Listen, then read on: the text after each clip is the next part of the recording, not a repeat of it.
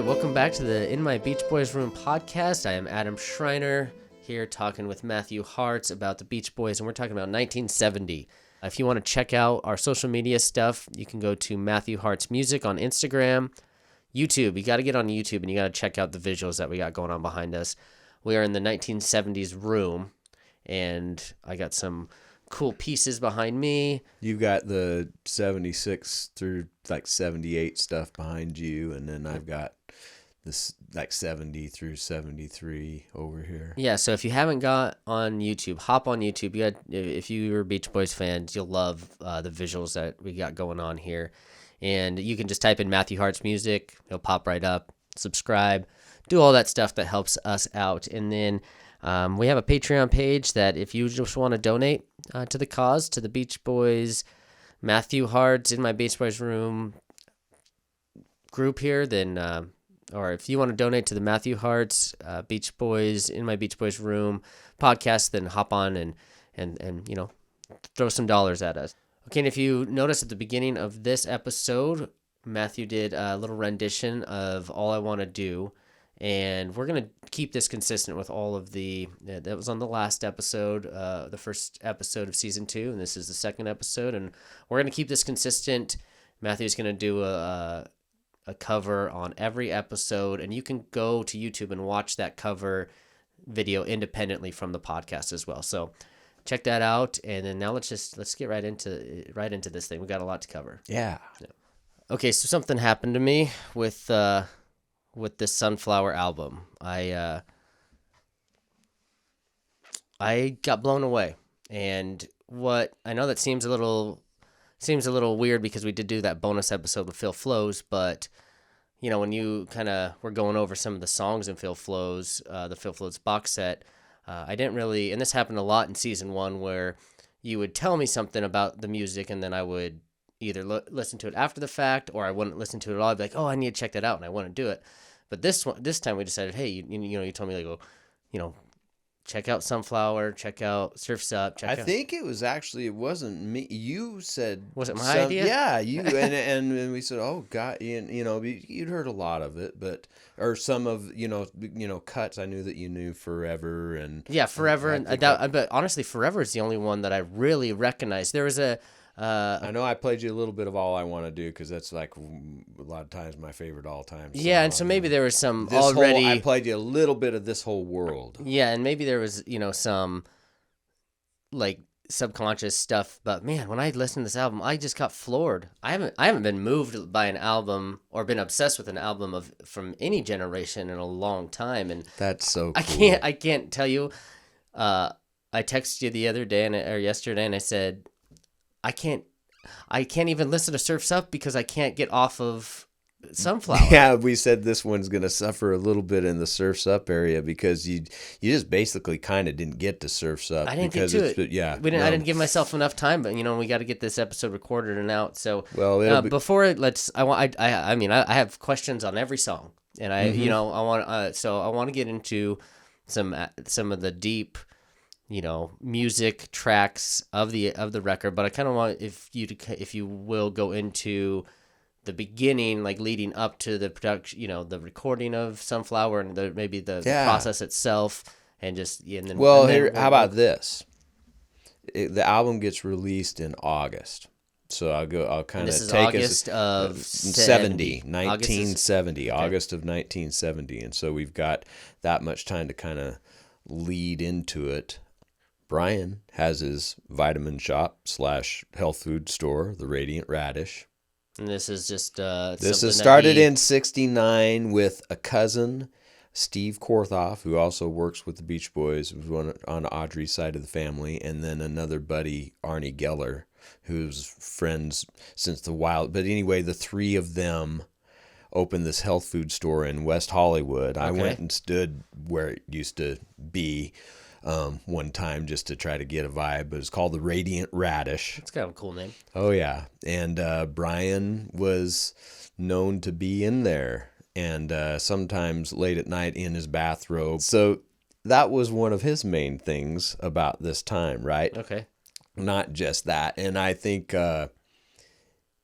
he was probably kind of a cameo part of the operations, to be honest. Probably went in when he wanted to and showed up how he wanted to, obviously. Sure. And there's famous pictures of him standing in the shop with his bathrobe on. Nice. Hey, when you own it, whatever. Yeah. And so he was doing that, but also this was the point in 69, 70 where they ended the relationship with Capitol. Then they go hunting for the new company, which is now Warner Reprise. Okay, so Sunflower is going to be the first album for the new company. Okay. And it was rejected twice. There's 2 lineups of Sunflower before it was even accepted by the company that had different track lineups. And I was thinking about what were the main, I could go through that, but it's not that big a deal other than it was rejected twice, believe it or not. Yeah, that's crazy. Maybe thank goodness, because it ended up being the lineup that it ended up being. Third time's a charm for them. Even though, if I think about it, there's things like I wish there's tracks like Susie Cincinnati that could have been on it that I would have liked for it to have been on it. And where did that end up? 15 Big Ones in 76. Okay. Same track. Okay. So where are they recording this? Brian's house. This is at Brian's house? Most of it. Some of Bruce's, I think both of Bruce's tunes on here were done maybe at the Capitol Studios. But I know a couple of the tunes, at least Bruce's, and there was some recording done other places, but this is mainly Steve Deff's, the awesome engineer we've talked about, Steven Desper, recording at Brian's house. Okay. The Bellagio house. Al comes out with a version of Cotton Fields that they had on 2020 in 69, that Brian was kind of in charge of that production, and it was a little more subdued. But I'm thinking Al thought it had single potential and decided he wanted to revisit it, and they did a pumped up version with a steel guitar and released it as a single, and it didn't do anything in the US, but it went to number 1 I think 2 in the UK and number 1 in Australia. Oh wow. And that was a big feather in Al's cap. It was in the middle of what was all going on at that time. And because it was so strong in Britain, guess what the British version of Sunflower leads off with? Does it lead off? Has an extra track on it. Oh, It's really? Cotton Fields, which some people say it doesn't. I can't imagine Sunflower not starting with Slip On Through. Yeah. I mean, that's just a mind warper. Yeah. But I love Al's version of Cotton Fields. It's great. And so you're saying, so then Cotton Fields was on 2020. Yeah, in a different, Brian produced a version that featured kind of just a real subdued type banjo thing. It was more folky. Okay. And that's another thing to show you. And so then the Cotton Fields, does it end up on another record in the US? It just Okay. Al's Cotton Fields was just a single release. Got it. Now it showed up on other compilations later on, yeah. right? Okay. But that's going on in the early part of the year, along with working on their 3 versions of Sunflowers, having to turn it in, gets rejected, got to go revise it, gets rejected, got to, Yeah. That's a lot of work. Yeah. Mainly Carl, Al, Bruce, and I should, all of them. Yeah. But that's a lot of work just in the first little, I don't know how much they were touring early in the year. But right about this time at the Radiant Radish is when Brian meets Jack Rieley. Okay. Who is a radio guy at this time, and there's a lot of stuff about his background that is kind of in dispute. Like maybe he oversold who he was to begin with. Said he had won a Pulitzer Prize as a NBC journalist and something. When it was researched, none of it could be kind of verified. And I don't hear much about that lately, but I remember a little controversy back then. So, but he came in and of course, as we've talked, this was pivotal. I mean, he came in to help with PR, basically press and advertising and stuff. They still had Nick Grillo, who was their business manager in the late 60s. He was still the main manager, but Jack comes in to, hey, let's get rid of have you seen the white suits they were wearing after the striped shirts? Yeah, it's like, come on, let's get rid of these dipshit uniforms, and let's get, you guys have got to get more with the times. Let's get rid of the. And this is before Sunflower's released, or this is like after, simultaneously? Well, I actually probably simultaneously, because so they meet in March or April's one of their, and then he does a radio interview with, I think, Bruce and Mike and Brian, and they're talking about things. But Sunflower, I think, is done and probably getting ready to drop in August. So but it's kind of like the Jack didn't have anything to do with Sunflower. That's already kind of done, but this is when he's starting to kind of come into the picture. And he's trying to, you guys need to. He ended up printing him up a thing after this radio interview, and basically saying, hey, you guys, I think I could help you. Oh, okay. I think I could help, and need a whole new direction. You need to,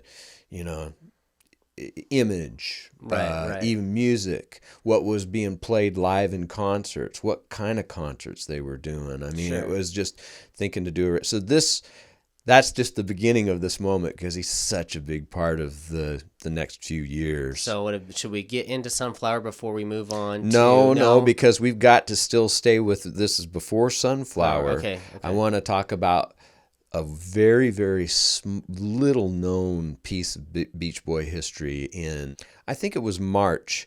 Cousin Mike gets sick. He goes on a fast that's like 2 weeks long, or like 21 days or something. He's only drinking juice or something. And to make a long story short, he gets really crazy, and the story is pretty, he had to be, kind of constrained, taken into a doctor, and really? But once he started eating again, he was okay. But it's a real interesting little side note about Mike Love. Well, guess who? And I think No, it was Fred Vail had arranged for 4 shows in the Northwest, and one of them in Seattle, and it was a thing that couldn't get called off or something. So guess who just volunteers to fill in for Mike Love? Who's that? Brian. Oh, really? And there's even audio of the show, of the Seattle show, and it's so cool. So Brian comes in and sings all Mike's parts? Well, and other things. He's playing piano. Yeah, he did do some of Mike's leads, which was really cool. Crazy. Like on Do It Again, they open the show, and you hear it's Brian's voice coming in. It's just like, I'll bet you, people weren't really aware of the story so much of Brian's reclusiveness at that point, unless you were super hip, right? But still, I just, so that's another cool little thing that people don't know. And he was so excited that he wanted to go on he said, I want to go to Australia with the guys that were going to be, and then he didn't go. But he said, it was the best 4 days of my life. From the evidence of it, he obviously was having a good time and playing his butt off, and it's the thing that could have been, right? Yeah, totally. Yeah. So and do you think Mike did that because of the kind of the meditation and trying to be more holistic and not? Yeah, well, yeah. He went down that road? Yes, exactly. He was exploring all of that stuff, had his basically little compound that he got up in Santa Barbara. As far as I know, he still has that, but where they had all organic farming. And so was the lifestyle what made him sick, or did he get sick and then that made him? No, he went on that fast, and everybody he got sick and think that because of him being on that fast that he went a little bit crazy. He said he was, one of his funny famous quotes from that time, he says, really, I was just kind of tainted by Wilson blood. Well, it's a long, there had already been things even at that point. I mean, there's court filings that Dennis had an affair with Mike's first wife while they were getting a divorce. So it's being like, there had already been things that could get a guy fairly pissed on both sides, right? And so every time one of those little things that drop out there, I kind of grin because I know the backstory. That being said, during this time in the early 70s, Dennis and Mike do some of their greatest work together too. Oh, the really? Cousins. Yeah. So it's all just Yeah. so weird. Yeah, very Murray's even showing up in these, and he sold the catalog. Yeah. They fired him years ago and they still love him and still want to make him feel good. And right. it's a complicated Yeah. story, you know? Yeah, I mean, yeah, I think any band in general, you're gonna have, certain things come up, but then with how long and how successful these guys were together and end up being together, I could only imagine that, that's probably exponentially even bigger. So Before we jump into our sunflower thing, because I know it's going to be great. yeah, I can't wait. I'm chomping. We have to talk. The other significant thing going on right now in the middle of 1970 is Dennis he's starring in a movie with James Taylor, the singer-songwriter. It's called Two Lane Blacktop. It was a movie produced by Monty Hellman. It's a cult classic now, but Dennis got the feature film deal, and so a lot of the time he's not around for live shows and even some recording. Mike Kowalski, the touring drummer, played a lot of those shows, and Dennis Dragon was helping out. But so Dennis was making his movie in the summer before Sunflower was actually released, and that was taking up quite a bit of his time, but kind of a cool thing. I've never watched that whole movie. I've seen some scenes and it's super cool. I need to order it. Yeah, I don't have a copy it of needs it. to be part of the Two Lane Blacktop right in here. Yeah, Yeah, there's some exactly. cool pictures of him from those sets. Nice. But so that's that's basically, and then they're starting. In the summer, they've already started sessions because Jack Rieley's got them excited about new directions. They're starting stuff for Surf's Up. So Jack Rieley's working with them as Surf's Up, leading up to the Sunflower release finally, the August, accepted version, which is like the last day of August 1970. Okay. And we've already talked it. The worst Beach Boy album ever, chart-wise. 151 in Billboard. That's so crazy. It is, and now that's in the U.S. Mm-hmm. And so let's put you back in so, time in 1970 before you were born by many years or whatever. Not even a thought. I don't so, think but you were just baptized into Sunflower the other day, and I still remember my moment in college because I had not heard it until it came out on the re-release, and I still remember being in my bedroom in Oakhurst, Texas, putting it on a CD player for the first time. And honestly, I think it is a baptism of, because you said you remember that moment. I remember, I was walking my dog through the park, and I'm just going, what in the hell? How have I not heard this? And like you said, like we said earlier, maybe some of them subconsciously, but I know for a fact, like Slip On Through, there was something familiar about it. I don't know if it reminded me of a song, or maybe I had heard it at one time, but I got to be honest. I have a Beach Boys confession. I still have a hard time identifying who's singing. Mm-hmm. And I think a lot of people like me that aren't. It's understandable because the brothers have similar traits. Even Dennis can sound a little like Carl and Brian. And then guess what?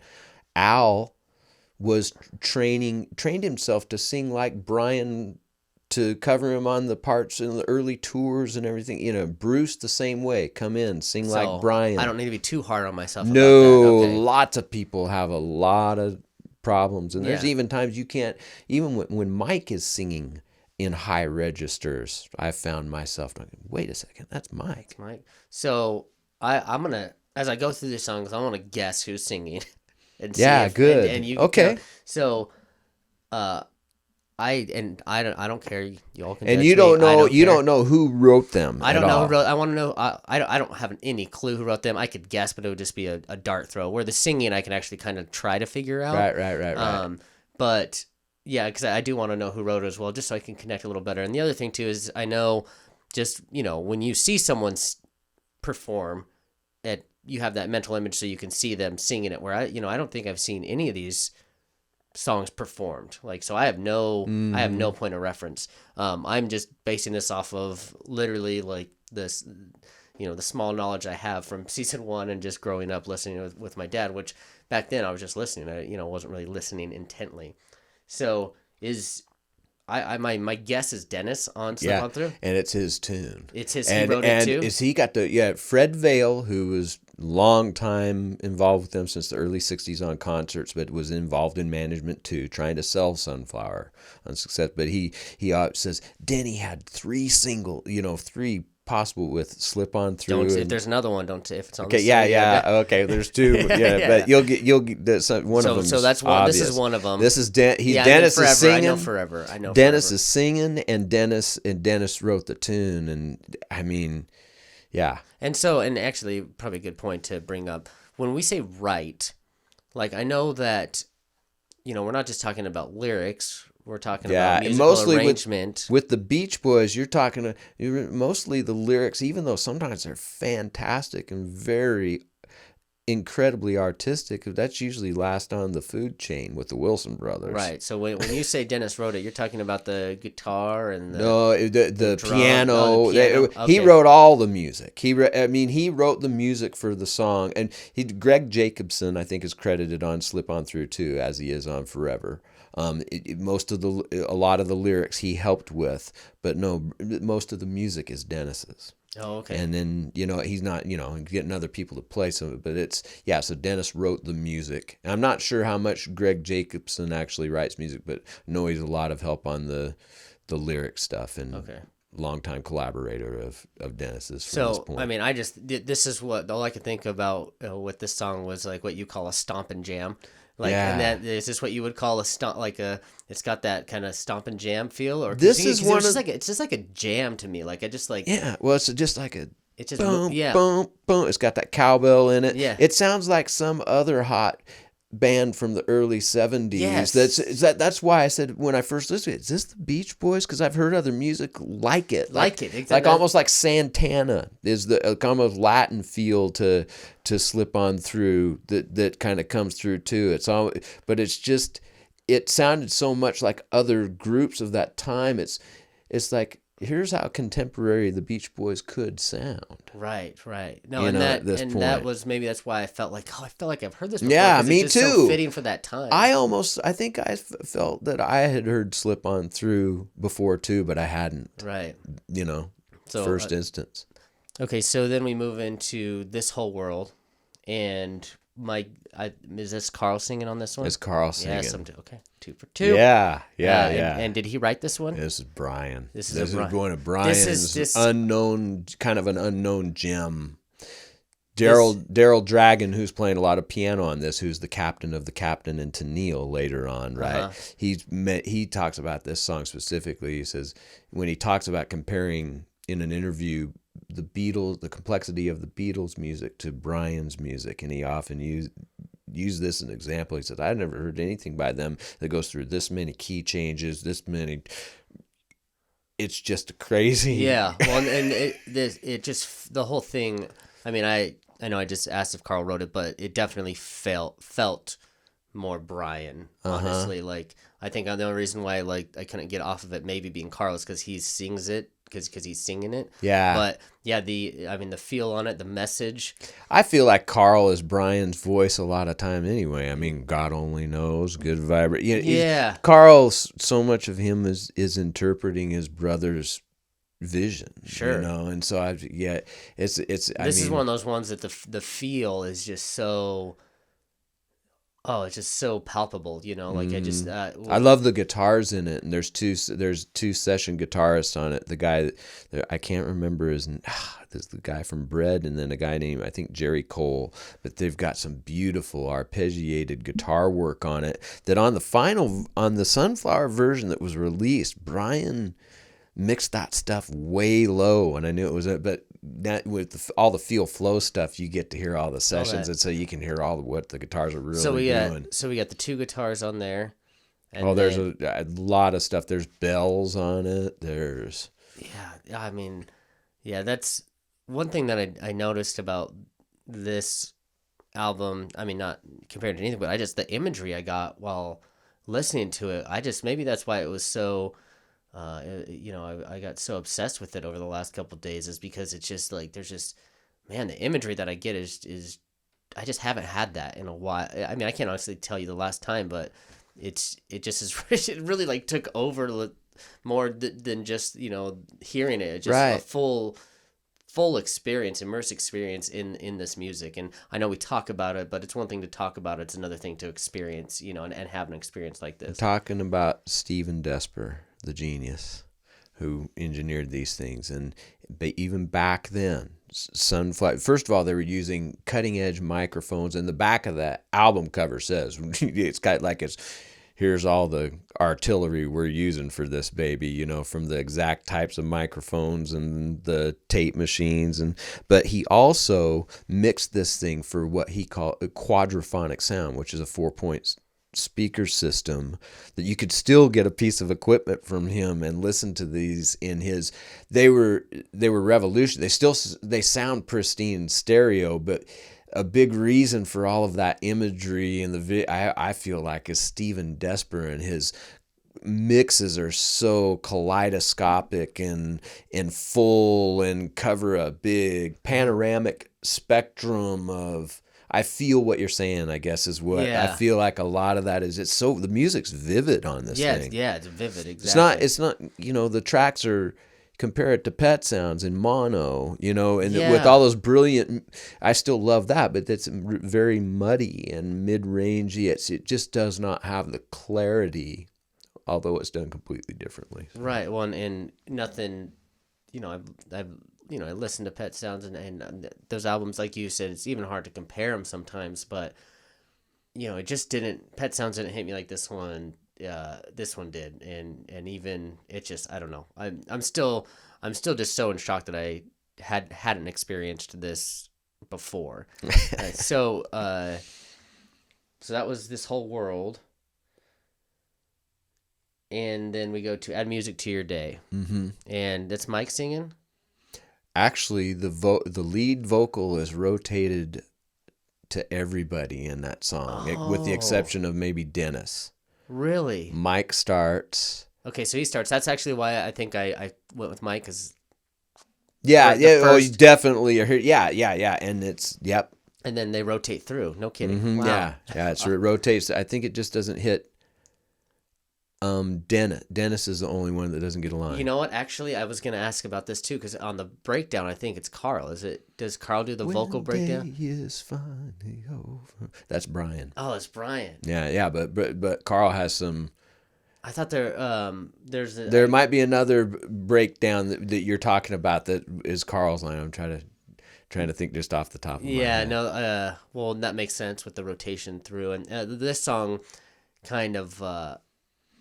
I can relate to this song as well, because I've always told people, sometimes I walk around with like a soundtrack to life in my head, like just kind of like, and so this Add Music to Your Day just kind of was in that same vein of thought, that the same line of thought of just add music to your day. You have the soundtrack to life as you're going through your day, and so that there was just that connection that I made with it. And I don't know any other big moments in this one. It's a Brian and Mike tune, and there's a guy named Joe Knott. Nobody knows much about this guy at all, except for he threw in a few words on Add Some Music. This was an advance single before Sunflower, and Fred Vale, one of the managers, was really because they got something happened and they got an inordinate amount of orders for it, and so everybody thought, oh my gosh, as a matter of fact, at Warner Brothers they were saying, whoa, it's the fastest moving single in the what happened is they all got shipped and a bunch of them got returned or something of the single, right? Mm-hmm. So that was at first everybody was going, oh wow, we're new company, new music, it's taken off, and oh well, I guess not, Right. Yeah. Oh, and then Sunflower comes out, I guess really not. yeah, no kidding. Which, God, this just blows me away. So then we go to Got to Know the Woman, and so now, okay, this is my least favorite song. So I want you to, and the only reason why have a hard time. The got to know the woman, that line gets repeated a lot, and so I really it grew on me more. But when I first went through it, I even towards the end, I was like, okay, I've had enough, and I skipped through. But then as Sunflower became to consume my life, when that would come on, I'd be like, okay, let's get deeper into what's kind of going a break on. too. And so so tell me a little more about Got to Know the Woman, because I know that you probably have. Well, this is the other Dennis tune. This is the other Dennis too. Yes, okay. yes, and he's singing. Yes, I forgot to guess. He is. It's okay. And, Actually, I think I love the outtakes on Feel Flows where he's kind of warming up before he takes off in this. And it's a 12-bar blues, and he went out and got some girl singers to sing the backups on it, you know. And but it's basically a 12-bar blues with he's got some other musical difference. He's got some other things going on musically that aren't my favorite things that Dennis has done. I talked about it maybe in Feel Flows, and I got to admit, it probably it's up there with one of my least favorite tracks on the album too. Okay. Yeah. It's but at the same time, I'm still seeing where. Oh no! Wait a second. When Fred's Veil said the other single he was talking about is Dennis is well represented on this album. Wow. Yeah. But anyway, yeah, it's just a simple tune, and the stuff where in the middle where they're just. Got to know the woman, got to know the woman, got to know the. You know, they're like they're like chord changes and modulations that never really work. And the whole thing is it's all about got to know the woman, got getting excited. Yeah, that makes sense. That makes sense. Yeah, it's all building up to something. He's written several tunes like that. So then we got Deirdre next, and Deirdre. This one, is it Mike? Deirdre. Oh, Deirdre, excuse me. Deirdre, yeah. I think there's, which is a... Because Deirdre's a little more common. Yeah. Deirdre. Yeah, Deirdre. And so, is Mike singing on this one? This is Bruce. Bruce, okay. And this is one of Bruce's tunes. This is where about halfway through my obsession with this, I realized that Bruce was singing. I didn't realize that. My Beach Boy ignorance. I didn't know that Bruce was even I sings. don't know. A lot of people that he's all over, even from the very beginning. In '65, one of the first things Brian asked him to come in and sing one of the signature parts on California Girls. Oh, see. And then God Only Knows him and I feel because I know that we've covered so much, and you probably have said this is Bruce on there, but this is making everything. This is like me connecting the dots right now with this album, because it actually. The early stuff I was somewhat familiar with, but this now I'm like just want to know more about what's going on, and so it's gonna now I like need to go back and listen to season 1 and be like, okay, what did I miss? Because it just didn't sink in, that first. The other thing you got to remember about Bruce at this point is he was already a successful musician and record maker before he's recruited to be in the Beach Boys. So this dude, he's a trained musician. And he had history in the record business since the late 50s. So it wasn't like he was a newbie coming into the Beach Boys. He was a seasoned veteran, and they were lucky to get somebody that dang good and that kind of caliber. And is Deirdre a person? Do you know anything about that? No, I don't think it is a person, but both this one and the other song that he wrote on the album, they're probably my other two right there with Got to Know the Woman. And even Bruce says, I don't even know if these songs should have been for the Beach Boys. Deirdre and Tears in the Morning, which we'll get to it, those were two that weren't recorded at Brian's house. And so they have a different feel, and it does. Deirdre to me does sound like that era, though. It does sound like that era. It's kind of from that time. Yeah, but I could see why he would say that. He would I like it. I actually like the Tears in the Morning, which I actually really like that song. I do like the kind of dynamic that it gives the album. Because it does kind of change it up a little bit. So I like that about it, but I see where he would be coming from with saying it maybe he wasn't said a little bit too pop, a little bit too schmaltzy, and just some of the production maybe could have been done a little bit differently. It's on Deirdre we made, because that actually was partly Brian did help out a little bit. Actually, I think Deirdre comes from an older Brian tune, and Bruce revised those things and added blah blah. I think it could have been just done a little bit differently, and it would have fit better. But I mean, to be honest, I love the chord changes in Deirdre, and the music is interesting in both of them. And then we go into It's About Time, which I thought was Dennis singing, but it is? No, that's Carl. That's Carl, but it's a Dennis tune. It's a Dennis tune, okay. Mm-hmm. Okay, and are those congos in there? Yeah. Oh, you got another. Yeah, so this is another one that sounds like, to me, it's like bum, bum, bum, bum, bum, bum, bum, bum, yeah, Latin, Santana, or just, you know. And this is the other one that I'm sure that Fred Vail was talking about. Could another single, and it wasn't a single, but they did this live a lot in '71 and just kicked its ass. Oh, I bet. I mean I even like how the music kind of drops out on the chorus a little bit, and it, the vocals are just kind of oh god, I was just like, damn, that is good, and it's just rocking. I mean, you're just, like you said, you're just rocking out, and there's at the very kind of as the music starts to fade, there's like it must be Carl then, who does like a scream, like a kind of a rocking scream.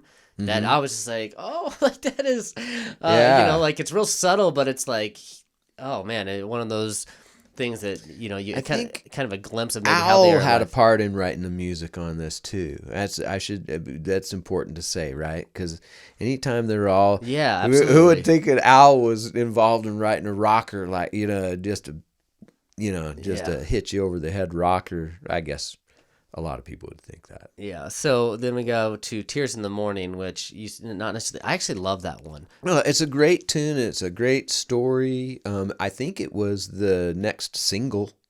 Is Tears in the Morning? I think it was. I think it was. Yeah. And the is that an accordion? What's that song? What's that? Yeah, there's at the beginning.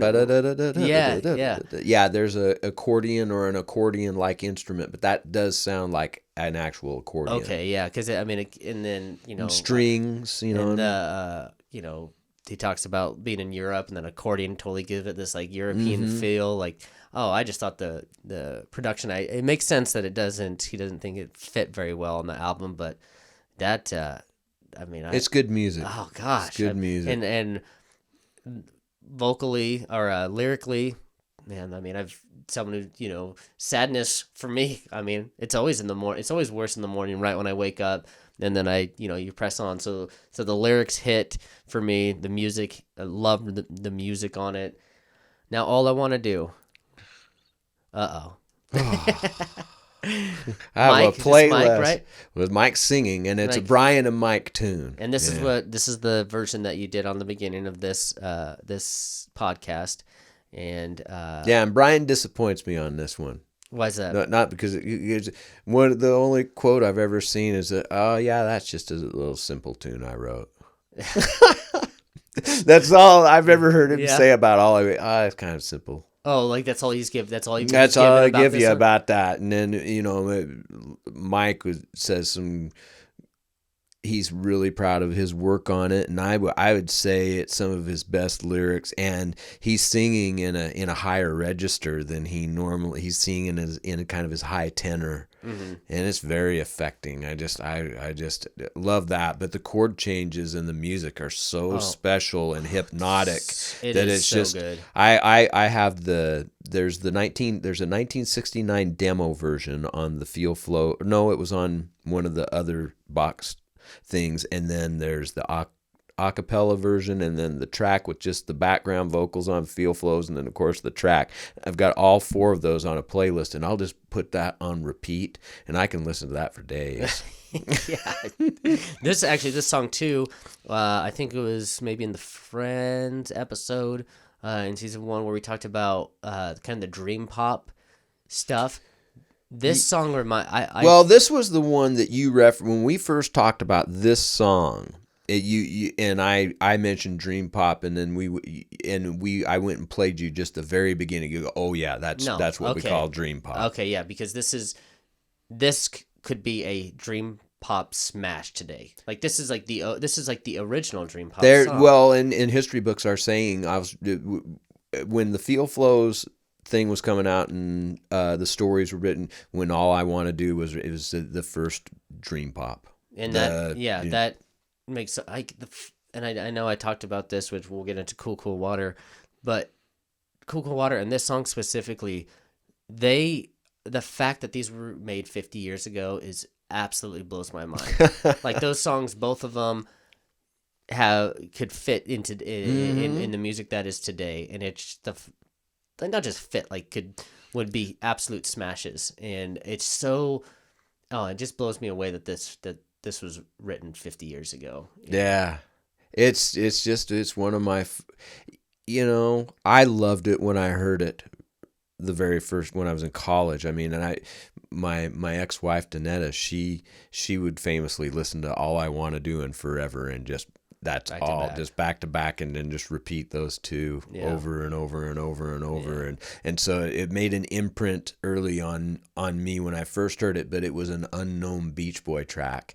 But now it's been discovered. Yeah. And Forever's a song right after. Yes. Which for me, I didn't hear that one. I grew up watching Full House, and so Jesse from Full House did, his version of it. And so that, I listened to it just to hear the original, track of it. But, I didn't get too into it because I've heard this one before. Mm-hmm. So, yeah. But after that, Our Sweet Love, which is just an absolutely beautiful love song.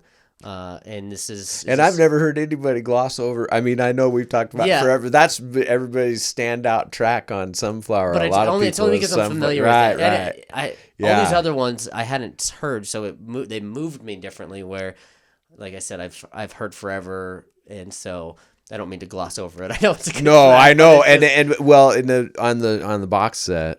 It's so what I love are the sessions for this one, and Dennis and Carl, and somebody must have been pissing Dennis off right before the take starts on the official take. Dennis goes, "Get him out of there, man!" And then this beautiful song starts. Get him out of there, man. Oh, that's awesome. But okay, yeah. Do you have anything? I guess I should. That's Forever. Even. We'll talk about it in the next episode, but Brian re-records Forever with Marilyn and Diane. Yeah, I mean, it gets not only attention for being a beautiful song, but a lot of attention from his big brother, who helped. I mean, he helped Dennis produce that version. Right. That's a Wilson brother masterpiece on Sunflowers. The three of those boys working together and all their vocals together is wow. Yeah. So anyway, let's don't go. But Our Sweet Love is another one that when I first took, what in the. Yeah, and is that Carl on this one? It's Carl singing. Yes, got that. And so is this another brother who wrote it? Brian, but it was like an unfinished thing that Al remembered, and he goes, "What about that thing that Brian was working on that never?" And so Carl and Al dug it out and got Brian involved a little bit and helped him finish it. And so it's credited to Brian, Al, and Carl. Okay. So, right. But it was originally just one of Brian's little playthings they got, so it's like they have this toy box they can open up and just pick another gem out of, No kidding. Put it all on the same record. Yeah. And then, I didn't really, other than it just was I thought a really nice love song. Like that was, all I really had with this one. There's nothing like. It's a special chord progression. It's really nice, and it's a beautiful piece of music for sure. Okay, and At My Window, so is this Mike? Singing? No, the singing. This is so cool. Bruce is singing it. But it's Al's tune. Oh. It's Al and Brian. And I gotta be honest. I mean, you want to talk about imagery that we've been talking about? Man, I thought I was on drugs. The imagery that was coming up. Oh, it's so cool. There's got so many things going on with it. But the voice talking in French is what that's supposed to be. And so that's Brian. And Al said, he said it ended up sounding more like a Puerto Rican. or something, it was fun, said, I can't remember where I saw that, but I definitely did. Like, I don't know. I thought when I was listening, I honestly, I think when that first came on, I had a smile on my face the whole time, just going, what is this crazy little creation that they, where it's music, but there's also this story, like, yeah, going yeah, on, yeah. Well, crazy thing, this is an Al main creation with Al and Brian wrote it together, but it's back to Kingston Trio, back to the folk roots. There's a song called Raspberries, Strawberries that the Kingston Trio did that it has an element of this in the music is even it's very much the music to Raspberry Strawberries. And I knew that when I first heard Sunflower and I heard that, my way, well, that sounds like Raspberry Strawberries. And sure enough, Al used that as inspiration. So it's another one of his folk moves, like Sloop John B., like Cotton Fields, like go back and revisit Kingston Trio, Raspberries and Strawberries. And so we've got this old folk tune that's been redone with the little story about the bird. Yeah. Yeah, no, suppose I'm a funette. He came. I love that song. No, it was like it felt, and I know, it just felt like it was if you had ate, like I was like, I think I said, what in the psychedelic is going on right now? I love the spot where it goes, he came to my window. Yes. With a bass drum. And the little boom, whisper. Boom, yeah. Yeah. Window. Yeah. I did notice that too. God. Yeah. All those little productions. The singing is so clear on Sunflower. I mean, it's just, and they're doing complicated vocal parts and they're just nailing them. I mean, they are really in the sweet spot of their youth and experience kind of coming together, and they're pros. Yeah. There's, Carl at 25 or 6, is a seasoned veteran, at this point, of the music industry, Well, and then Cool Water, which this is the last song on the album, correct? Yes. Okay. Mm-hmm. And I don't know. I mean, who is this? It's credited to Brian and Mike, I'm pretty sure. And who's singing? Mike? Mike. Okay. Well, in the very beginning, the water chant, what they call water, water, water, water, ooh, that's actually Smile. They went and got those tapes from Smile, and I think they sweetened them a little bit. But Cool Water has its roots in a Smile fragment that was supposed to be the water section of Smile called I Love to Say Dada. Okay, and I love it in that form, and some of the demos of it from the Smile period are just amazing. But then, as time, especially while they were working on Wild Honey, Brian started broadening it and started looking at it as a concept called Cool. And there's Wild Honey versions of Cool Water that they were working on. That it would be cool to play you some of that stuff. But one of the first things I remember hearing about Cool Water is the rumor is that Brian was possibly working on it for a Coca-Cola commercial. Oh, interesting. Coolin' me, and it's boppy, kind of like those spots in an ocean or down to the sea. Yeah. Cool water keeps on cool. And I know that saw that a long time ago. One of the first things I heard about it, maybe in one of the first books, but I can't say it definitively. Sure. But that's to me is a good piece of a good story about Cool Water. Yeah, because it kind of does have like a little jingle, like it could be. Besides being a kind of a, and so it starts out like a minute of like a song, the water chant, and then it goes into like a minute of kind of quiet, and then it comes back in, which is just, and I even did, I got into this album. I did the whole I put my meditation blindfold on, I put my noise canceling headphones on, and I just listened. And I was really listening during that part to see what sort of maybe subtleties that, these geniuses maybe threw in there. And it was cool, which reminds me, don't ever listen to the Beach Boys through your cell phone speaker. Oh, you never. Oh. Brian asks, and I think I said it on one of the first season episodes, but Brian, he was asked in an interview, how do you want people to listen to your music? And he said, oh, that's easy. with headphones in the dark. Right, which is why I did that. But then I like tried to. I had a thought about one, and I didn't have any like speakers or anything. I don't know what I was doing, but I like wanted to listen to a part, and I listened and I turned it on my speakers, or I mean just on my cell phone, and I was like, oh, this is. I might as well. This is like butcher. Like this is insulting. Yeah, This it is, is. And how can you nowadays? People are so used to just listening on something like that. Yeah, it's just like I'd rather you not listen. Yeah, just don't even listen. Yeah. I seriously, I turned around, I was like, oh, well, this is serving no purpose at all. So, you can kind of hear the words and a little bit of but it's not, the picture is not there. No. Mm-mm. So that is my my take on Sunflower, which is unexpectedly, it floored me. Not that I didn't think that it was, I don't know. Should listen to this out, listen to this album for the podcast, and the next thing I know, I'm supposed to listen to this album. I'm supposed to listen to Surf's Up. And I did listen to Surf's Up once, but I couldn't even, I was just like, I can't even move on from what I just experienced. They're all wonderful. And of course I listen to them all the time, but especially in the last few days as I've been getting ready for our next episodes, really, and every one of these things has some really special musical moments on it.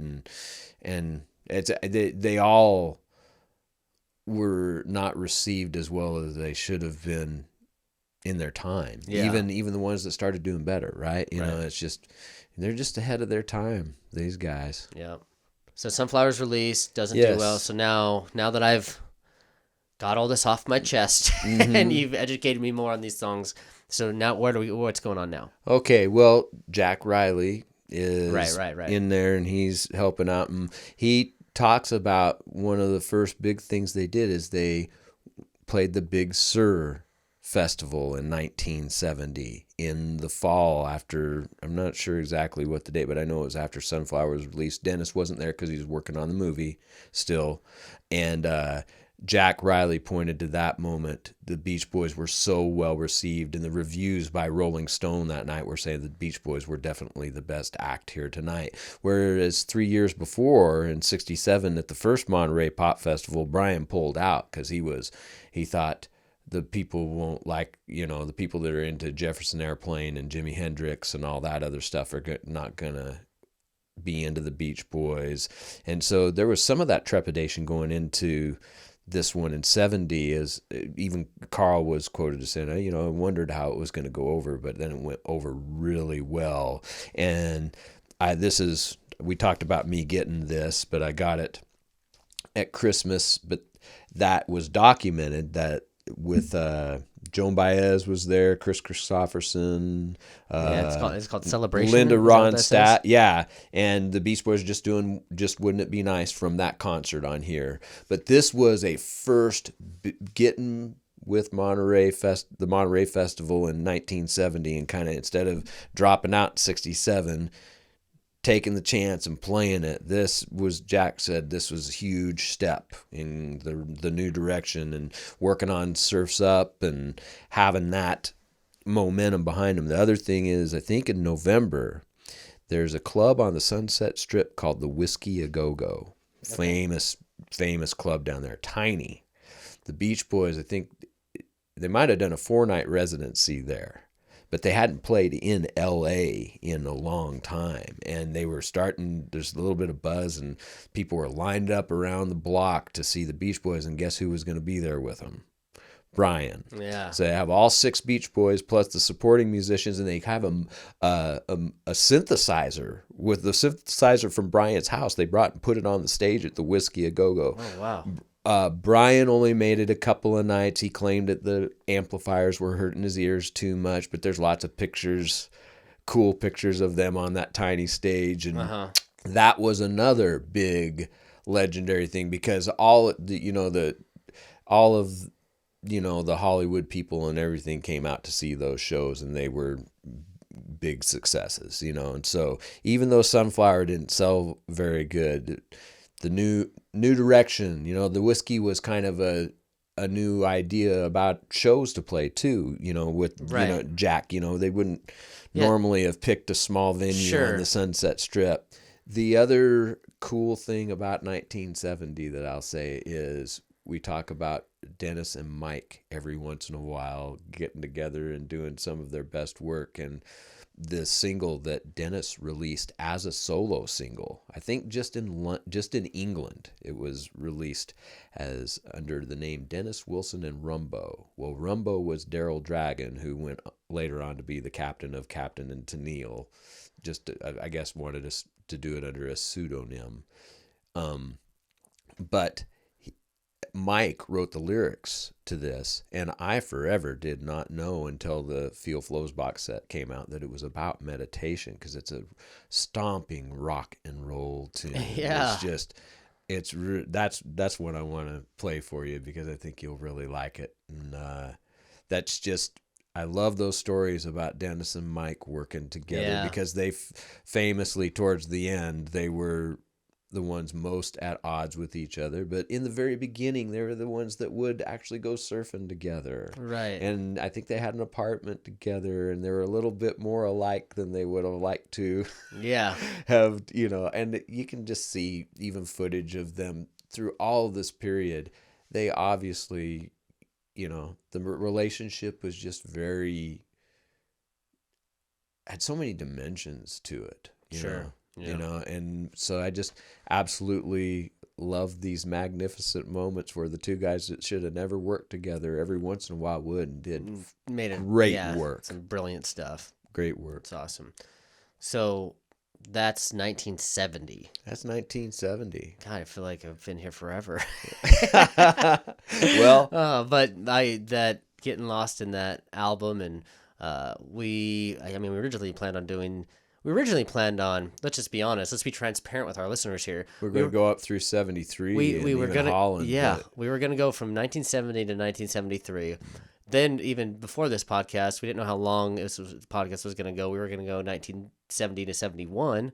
Mm-hmm. And now that this podcast is ending, we're just going to have to stick with 1970. 1970. That's a good number. Yeah. So, thank you for listening and listening to me. I talked a lot more on this one about my baptism. I love that word. Yeah, my Beach Boys baptism. I loved listening to you talk.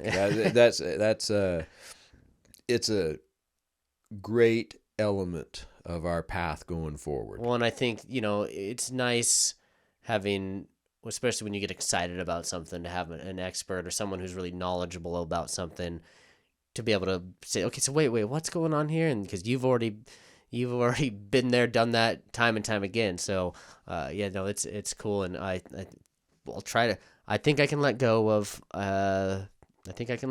Sunflower and really try to dive into Surf's Up and see if it grabs a hold of me. Maybe because I was so thrown back by Sunflower, that is why I couldn't really get into Surf's Up that first time that I listened to it. Not that I couldn't get into it. It all sounded good, but I just wanted to get back to re-listening to Sunflower. So in the next episode, we'll go just hopefully we're going to go with just 71.